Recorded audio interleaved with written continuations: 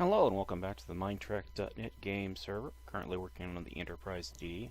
I just finished up work on deck 36 and I ran into a problem with pistons and things on the airlock here. I'm not sure exactly what's causing it, but yeah, you know, something weird's going on here, so I'm going to go ahead and punch my way out and show you that. Okay, piston doors normally used to work, and right here should have been one of the piston door buttons. Try that. Okay. Now, typically what happens is the power comes in from either switch to here, and this is just a T flip-flop.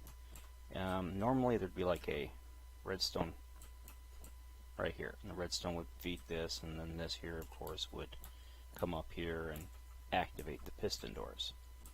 Now that's the way it's supposed to work. But what I'm finding out is that the pistons themselves aren't working. So, yeah.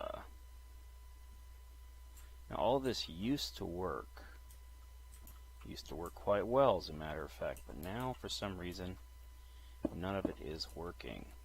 So I'm attempting to troubleshoot why this is the case now. Okay. Now, if I go back through here and I place in the pistons, see how that disappears? It doesn't disappear over here, it just disappears right here. And I don't understand what's causing it. It shouldn't be happening. See, that piston should have responded and shoved this block back. So, yeah, definitely something funky dory going on, yeah? And I'm going to swing over to the other side real quick and see if I can figure out what's going on. Go ahead and reposition those. Let's fly over here.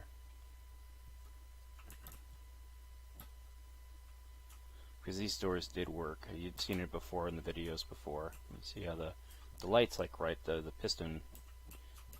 Gosh darn it, come on, cooperate. Now if I come up here and hit this button, same problem. Now I'll go ahead and remove these blocks here. Now, see, everything used to work. I'm thinking at some point an update broke something here. I'll go ahead and put the button right there just for uniformity. Now let's come up here to this upper airlock here. Now all of these airlocks used to work. If they no longer work, then I'm going to be kind of ticked off about it. Okay. Yep, see, none of the airlocks are working. So let's go down here. Let's grab, first and foremost, let's go ahead and grab a piston. These airlocks were foolproof. They should all be working. And screw it. Let's just go over here, someplace on the side of the ship, and see what's going on here. Okay, so there's a piston. There's a repeater. Hit the button. Nothing happens. So I'm assuming pistons have been disabled, which really sucks. So let's hop over here real quick, over to the Fearless, because we know everything over on the Fearless is working. You gotta wait for it to load. Usually when I bounce around like this, the game crashes now. So, and I notice a lot of players that normally would be playing on the server are no longer playing on the server because they can't get modded to work, and when they do get it to work, it's really glitchy for them. Yeah, it's just one of those things, I guess. Now, we know this was all working before, and now it's no longer working. Now, I know it's not a latency issue, because nothing, I mean, they're just not working. So, yeah, it's kind of a bummer, but, you know, it is what it is. I'm going to go ahead and see if I get the resource pack reloaded here. It'll be a few seconds while it comes back online. Anyway, so I've been working on deck 36, and it's pretty much finished. There's some touch-up stuff that I want to go through and work on, and everything else. So hopefully when I do this, we will not crash. If we do crash, oh well, this will be a very short video. and we'll wait for it. And usually what I do is I move and I kind of keep my eyes on the ground here, and I'm going to wait for it, and so far so good, so far so good. Okay, we didn't crash, good. Anyways, down here is deck 32. Excuse me, deck 36. I hit the number 2 on my keypad, so I was thinking number 2. But yeah, deck 36 is right here. I've also got it over on the stack, or the blueprint list box, and everything else. So what I got to do here is 6. So I'm not going to worry about the doors. I'm just going to put them back the way they were originally. And if push comes to shove, what I can do is I can put repeaters in here just to offset the oddity that is now occurring. But anyways, the airlocks did work. Now they don't, which is a drag. So let's go ahead and take a look here, starting with the back section here. Go ahead and fly over the deck. Deck 36 is a very unique deck, as it has several areas of it that are higher and lower. So it actually has it's a tiered deck, and the tiering it required a lot of creativity to work with. Anyways, we'll fly in here. This right here is the nacelle storage and fabrication area. I went ahead and added a couple of fabricators in here. I widened out this door, and I added in this emergency airlock right here, force field, and this here can be open to space, and if they need to, they can walk through the airlock. They can get EVA suits and come out here. That's one of the main things I did for this, and because I was always going to do that, I couldn't see in my mind how to do it. But basically, if they need to fabricate parts, they can fabricate parts. Or what I think I'm going to probably do is have either Shadow or somebody else design a portable fabricator that can be moved out into space and assembled, and that's probably what's going to be in here, is the machines for it, and maybe even a small work bee or something to move the parts out into space. So when something happens and they have to work on the ship, they can bring it out here, and they can assemble a portable fabricator out here and fabricate all sorts of parts for the nacelles, up to including, if they need to, coils. But, you know, because think about 3D printing. You figure that they would use not transporters, but replicators to, and it would basically it would print this, and then it would move over. It would print that part, then it would move over, print that part, move over. This part would never move, and the thing would literally just build the part that it needs by going around it. So they'd have to have a framework for it to be attached to, and then the machine would move around that framework, assembling what it needed to assemble. So that's my logic of it anyways. And I think it would be something that you would definitely have on a spaceship this size for the duration that it's out in space. And given all the extra size and power that the ship has, it would definitely be something that they would do. They would also have some portable smaller warp cores, you know, that could be assembled and charged and ran, you know, to power things. You know, it is an explorer ship, and it's designed to go out in space and be out there for 20 years or longer. You know, I think at an early show they said that it was a generational ship, so that means 80 plus years. Now, anyways, the deck itself, here's the transceiver for the transporters and communications and things like that. They're all pretty much all tied into one another. And I don't think we can get to it from here, so we are going to have to clip into it. Clip into the conduit here, and then clip back over to here, 6. And I went ahead and set up this area here, because this was another tie-in. Kind of just make it so it looks like, you know, it's reinforced. It's a reinforced conduit path or Jeffrey's tube, then it leads up into the nacelle. And you can watch other videos about the nacelle build out and things like that. Gosh darn, that was a long time ago for those build outs. It's hard to believe that this ship itself, I've been working on the Enterprise D, with the exception of the breaks that I worked on the Saber, and then I worked on the Fearless and stuff, going on 5 years. Holy cow. I can go back and look at when the first video came out, and that would give me a definitive time frame, but I think it's 4 to 5 years now we've been working on it. But yeah, it's pretty insane. Okay, I'm going to go ahead and do this real quick, just to give us a little bit of a break up in here. Anyways, this right here is reminiscent of what I did up there, so this is why I went this way with this.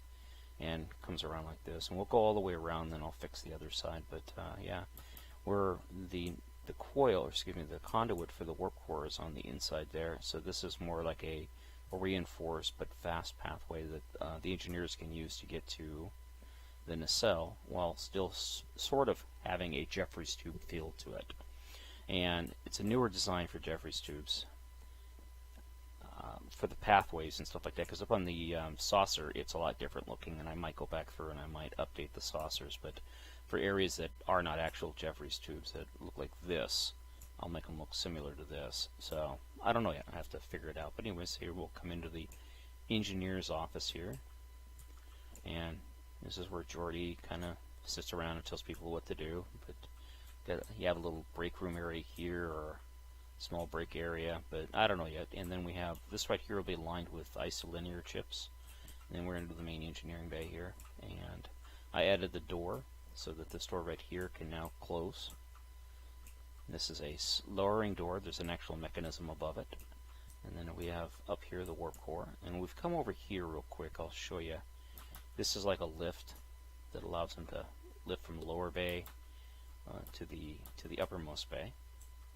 And if we come around over here, it's sort of a Jeffries tube, which is what we were working on beforehand. You step up into it, and there's the deck access and stuff like that. And it goes around it and then drops back down. And again, we can go from here if you wanted to. We can come this way here, and we should be able to access main engineering from this right here. Come down, open the thing, and we're in main engineering again. So all these Jeffries tubes and stuff are all tied in. And the one thing that our ship, this build has, of course, are Jeffries tubes. You only see them a little bit in the show, and none of the plans really account for them or have them linked in any way, shape, or form. They're just like open space, like a little narrow crawl space and stuff like that. But none of them are linked. You can leave from right here, and if the saucer and the drive section were attached, you could literally go from here all the way up to the bridge from just using Jeffries tubes. And in early episodes of the show, this right here was a turbo lift, and you see them come out of the turbo lift right into the main engineering. Well, the turbo lift is over here, and if we ever wanted to move it over here again, I'm sure it could be done, because there's nothing right here. So we could extend the turbo lift and get rid of this bathroom, and that would be a turbo lift right there. And over here could be another turbo lift somehow. I don't know how yet, but yeah, you know, same principle. But yeah, you get the idea. But anyways, you can go from the Jeffries tubes, or you can also use the turbo lift system. It's not that complicated. It's actually pretty close to what you would see in the Sternbach plans, with little twists here and there because of design changes and things like that we've had to go through. Come through here, and these are all engineering offices and things like that. And then of course we have, you know, life support and other big area systems in here. I'm not sure why that is carpet, but I'm not going to argue about it.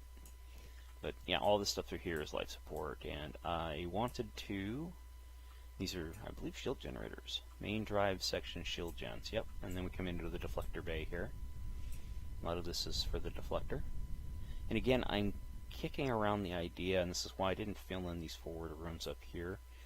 I'm kicking around the idea of possibly making this whole area airtight, and we'd need this space here for EVA suits. So I didn't put anything in this room, because if this whole deflector is pulled out, this is an area that would be exposed to space. So it stands to reason we'd need airlocks in this area here, and that was the reason why I left these rooms, because I wanted to give it a think about, and then always have room and stuff for us to be able to do that. But yeah, I guess we got to go the other way here. Get around it again. And I'm pretty proud of this deflector I designed. I think I did a pretty decent job designing the deflector. I'm pretty proud of it. But yeah, all this would be open to space, and not good, you know, if it turned to vacuum all of a sudden. So I'd have to have pressure doors here and up here. I still have to roof all this correctly, but up here it'd have to have its own pressure doors, and up through here it'd have to have pressure doors. I think these would probably become pressure doors, and this would all be EVA stuff right here, and so forth. And then of course in here is the top of the generator room. This would be let's just go ahead and fix this one here. This would be its own little emergency hatch airlock thing. So let's go over here and fix this one real quick. I was going to do something over on the other drive hall. Oh, I was going to put that other door in. That other piece to the door in. So let's go do that real quick while I'm thinking about walk our way back that way.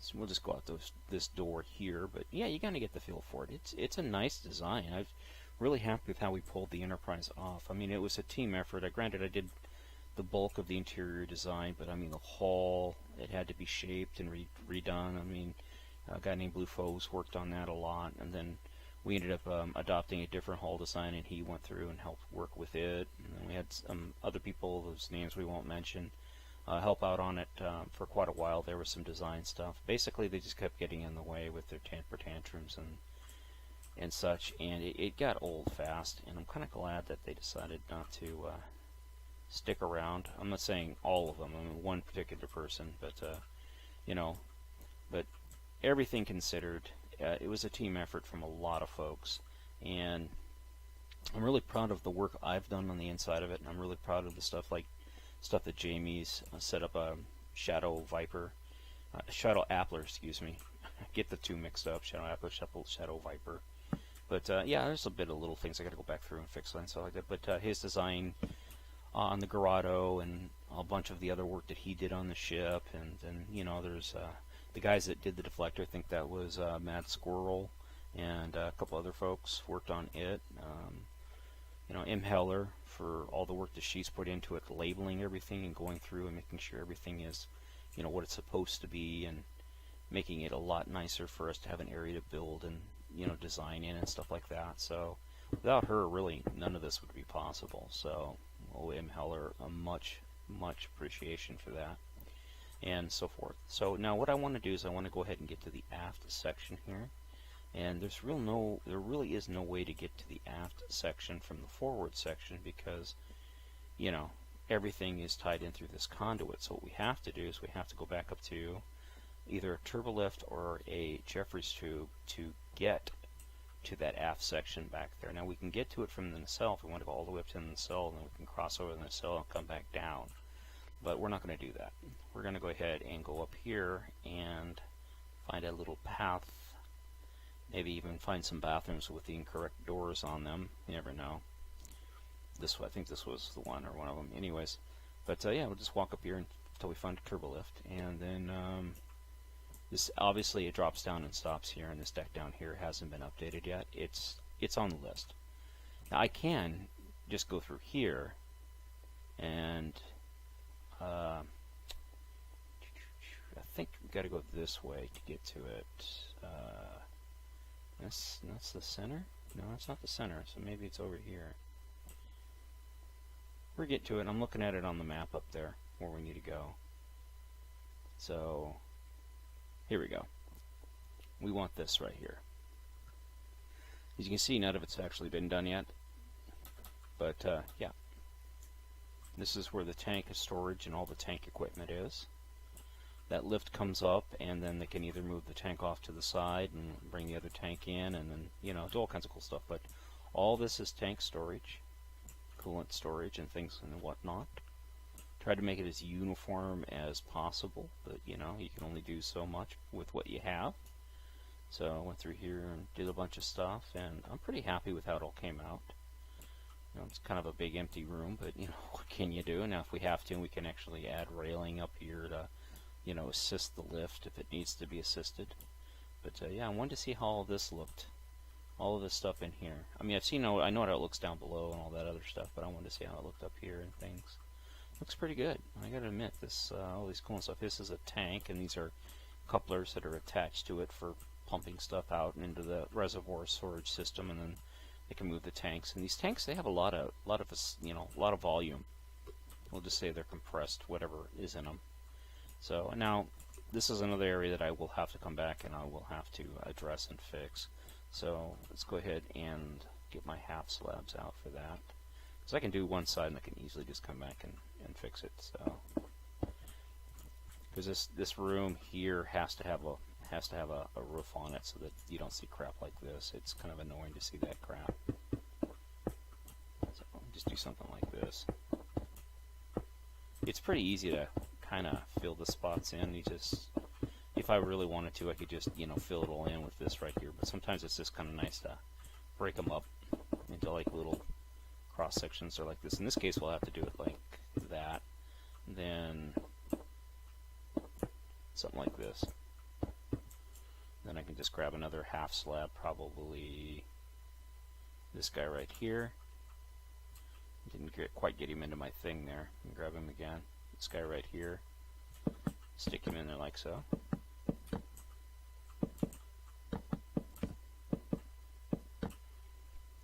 And then what I'll do is I'll grab my trusty, I think it's this one. We'll find out. Yep. And then come over here. Actually, grab that one. And then make sure I fill in that.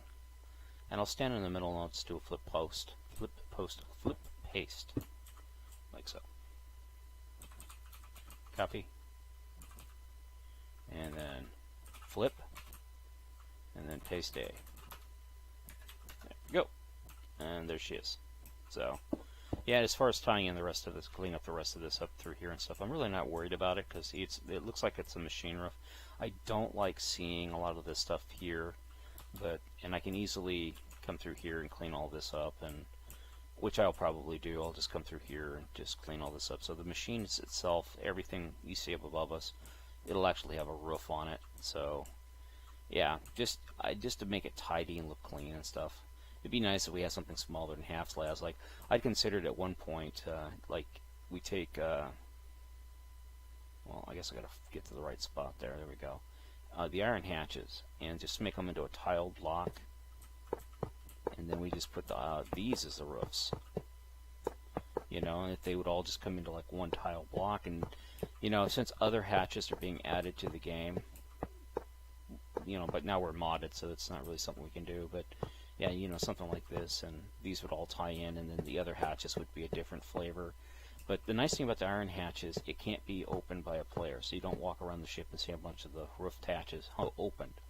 But with the new version of the game, you get a bunch of wooden trapdoors for each wood type, and I don't think you get that many iron trapdoors. But if you did, that would be something that would be really neat. If you could turn the function off, but you know, if you turn the function off, then none of the trapdoors work, and which is a drag. But come back through here, you can see that this is all part of the storage area and things like that. And then if we go up, how far up can we go? Well, we can go all the way up here. Check that out. It's all cargo bay and storage and stuff. There's some areas where we're not going to be able to hide the machinery and things like that. It just, you know, it is what it is. So what can you do? You know, honestly, what can you do? I don't even know what deck I'm on. Life support and stuff like that. So we've got to be pretty close to deck to the. Oh yeah, we're actually I think on deck 35 or deck 36. Either I think it's deck 35 we're on. So we'll work our way forward. Could be on deck 34 for all I know. Come up here. Fly along in the interior. Definitely on deck 34. Deck 35, deck 36. There we go. Alright, so over here we have a couple of these sensor stuff, and when I did sensor systems, I just went ahead and created a new type of sensor to fit the name for that M came up for the area, and that's right there. I'm not sure exactly what she used. Primary latex sensor tie-in, no, it's in lateral. So that's what these are.